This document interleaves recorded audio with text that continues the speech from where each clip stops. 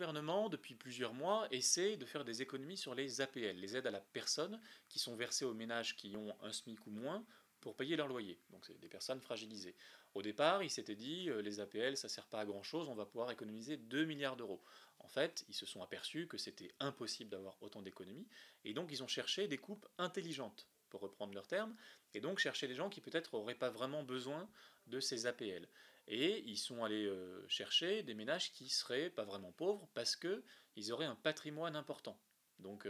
ils se sont dit, si vous avez un patrimoine important, donc si vous possédez des biens, si vous avez un compte en banque bien garni, vous n'avez pas le droit à la solidarité nationale et donc on vous supprime ou on vous baisse vos APL.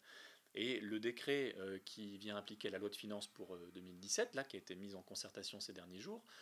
nous semble dangereux parce qu'il va baisser ou supprimer les APL à des ménages qui ont un petit patrimoine, en gros, qui auraient une maison de famille, une résidence secondaire à la campagne, héritée de leurs parents, en partage peut-être avec des frères et sœurs,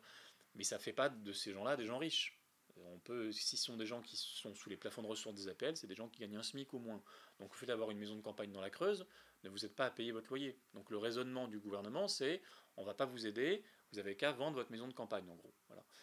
Seulement on sait bien que ça ne marche pas comme ça, on ne vend pas une maison de famille pour payer son loyer à la fin du mois, c'est pas comme ça que ça marche. Et donc le risque, c'est qu'il y ait des gens qui se retrouvent en impayés de loyer parce qu'ils ont une mauvaise passe dans la vie, ils ont perdu leur boulot, ils ont des baisses de revenus pour une raison ou pour une autre, et donc augmenter les risques d'expulsion. C'est ça qui nous inquiète, et on a dit, on a dénoncé des coupes en aveugle, parce qu'on n'a aucune étude d'impact. Le gouvernement, avant de faire des décisions comme ça qui impactent les gens qui ont peu de revenus, devrait, avec les CAF, avec les services fiscaux, évaluer le nombre de personnes qui seront touchées, de combien ils seront touchés, quelles sont ces personnes, et là rien n'a été fait. Donc on pense que ce n'est pas un travail budgétaire sérieux, on pense que c'est juste des coupes en aveugle pour faire quelques petites économies. Alors en ce moment, la Fondation Abbé Pierre a lancé une campagne de communication, de mobilisation également, à l'approche de la campagne présidentielle, pour dire nous on mène notre propre campagne et on veut que le mal logement soit au cœur de ces débats qui souvent ont tendance à dériver vers des sujets totalement annexes, qui en fait ne vont jamais régler les problèmes des Français. Et donc on a voulu montrer qu'il y a des mobilisations qui sont possibles à travers la société civile, qu'il y a des initiatives face au mal logement qui existent, et qu'on n'a pas tout essayé face au mal logement, qu'il n'y a pas de fatalité, qu'on peut agir, et que la Fondation Abbé Pierre